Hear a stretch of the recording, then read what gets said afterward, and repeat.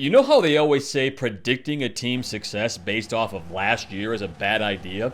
Well, Alabama is really hoping that's true. For the first time since 2013, they failed to win 12 games, and they lost 2 regular season games for the first time since 2010.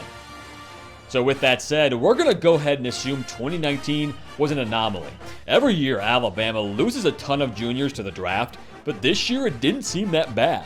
Najee Harris and Devontae Smith are back on offense. Dylan Moses back on defense. You throw in Mac Jones, who looked pretty good at quarterback, and some 5-star talent on defense. 2020 looks like it's going to be a turnaround. The one piece of bad news, though, this schedule is daunting from the start. USC week 1 to neutral site, and then look at that, Georgia, middle of September. Alabama is going to find out what kind of team they have really quick. So Alabama, obviously the king of the SEC, just like every other year in the preseason. We're bringing in the AL.com guru, Matt Zenitz. He covers the Crimson Tide so well for you guys. Thanks for joining us, Matt. Let's put coronavirus aside and everything that's going on with who's going to play who and how many guys are going to be out because they have coronavirus. Let's forget about all that and assume we have a full team. We've recently seen how the odds have really stacked Alabama as number 1. And then Georgia behind them pretty significantly. You agree with that right now?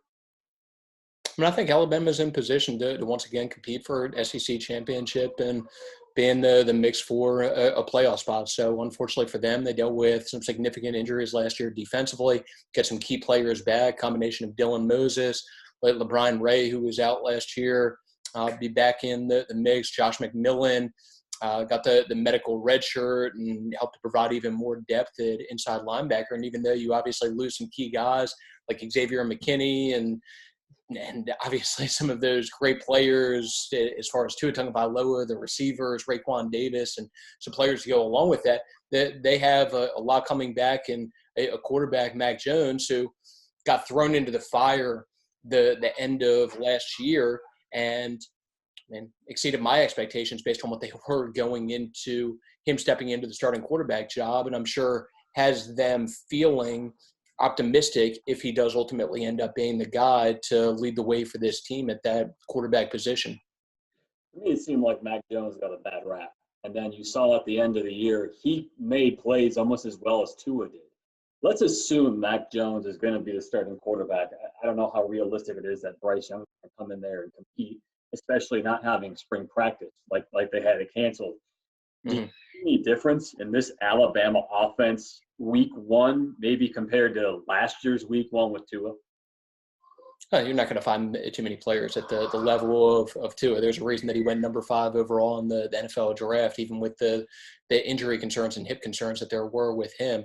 But at the same time, Mac showed the capability to be a great facilitator for this offense. And once again, if he does ultimately end up being the guy, he's shown the coaching staff what he's capable of doing, and that he does have the potential to go in and help them put up yards and numbers. And fortunately for him also has some very talented receivers that he'll be working with to get the ball to. And then obviously Najee Harris back at running back. But I mean, you're absolutely right in terms of the quarterback competition. Bryce Young's an extremely talented young guy. He's maybe the highest ranked quarterback recruit in Alabama history. I think finished his recruiting cycle number 1 or number 2 overall in the recruiting rankings. But at the same time, not having spring practice puts him at a disadvantage in terms of this competition and being able to go in and get that early experience and have some of that experience going into fall camp. So I'm not completely writing Bryce off by any means, just because of the talent that I know that he has.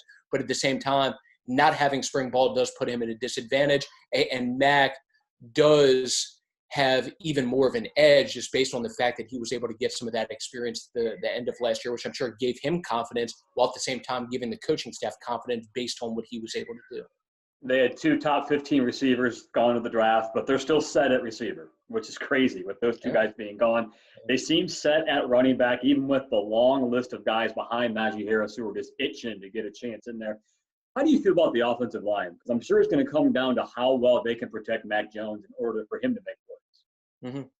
Well, obviously, Jedrick Wills is a tough guy to replace, one of the top offensive linemen in the country last year. But fortunately for Alabama, have Alex Leatherwood, who ultimately decided to come back to school, even though he would have been in the mix to be a day 2 draft pick. And then the same thing with Landon Dickerson. So Landon doesn't have anywhere near the buzz on a national level as what Alex Leatherwood has or what Jedrick had last year.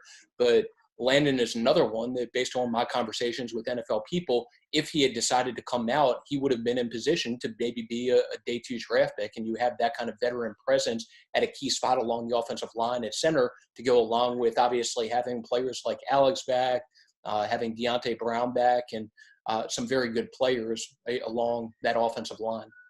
In the last couple of years, we've seen a changing of the guard of strengths on Alabama's team. It was always defense for so long. And then Tua came along, and they were putting up all these records, and the defense faced all these teams were figuring out how to spread the ball around on them.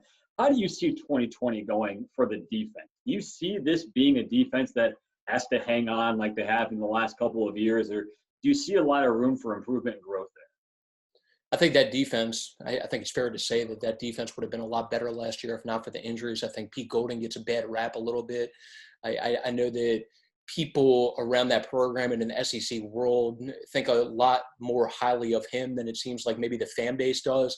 And I think with some of the players that they'll have back this year, that he will be in position to have a unit that helps to get this defense back to the kind of level that I think people in this fan base expect it to be. Obviously helps when you get a player like Dylan Moses back in the middle of the defense leading the way, and then to have some of the talent around him that you'll have, including with, potential top 5, top 10 pick back there at corner in Patrick Surtain, and then getting a guy like LeBron Ray back along the defensive line, and then somebody else to keep an eye on along the defensive line, and DJ Dale, who they're very excited about as a young player.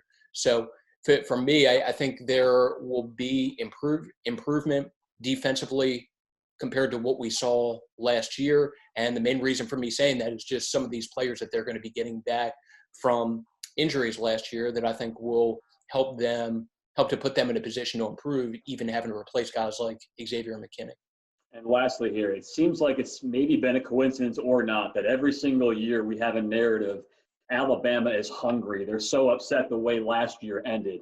And then they go into the next year and you see what happens. They're lights out, basically going up to the title game or even winning the title game. Do you see 2020 being that same narrative? Because we've seen so many people talking about how Alabama's upset the way last year ended. We're going into this next year. Nick Saban loves to talk about that. Do you see that in 2020? I'm sure they'll be motivated just like every single team around the country is going to be motivated, but it's going to come down to obviously performance from these individual guys. And one of the players that's going to be most interesting to see how he does leading the way for this team, if he does ultimately end up winning that starting quarterback job, is Mac Jones. I think a lot of it's going to be contingent on that position, whether it's Mac or Bryce Young. And if they get the kind of consistent performance out of that spot that I'm sure they're hoping for, even if it's not putting up the same kind of numbers as Tua, then I think this team has the capability to make a serious run and be in the mix once again for an SEC championship and potentially a national championship because of some of that supporting cast of characters with a combination of Najee Harris, one of the top running backs in the country, Devontae Smith, Jalen Waddle, 2 of the top wide receivers in the country, the depth along the offensive line that we talked about, and then getting some of those other players that we had discussed back defensively. He's Matt Zenitz, AL.com. Matt is going to be with us a lot more when we preview these Alabama players throughout the summer here on our digital series. Matt, thank you so much.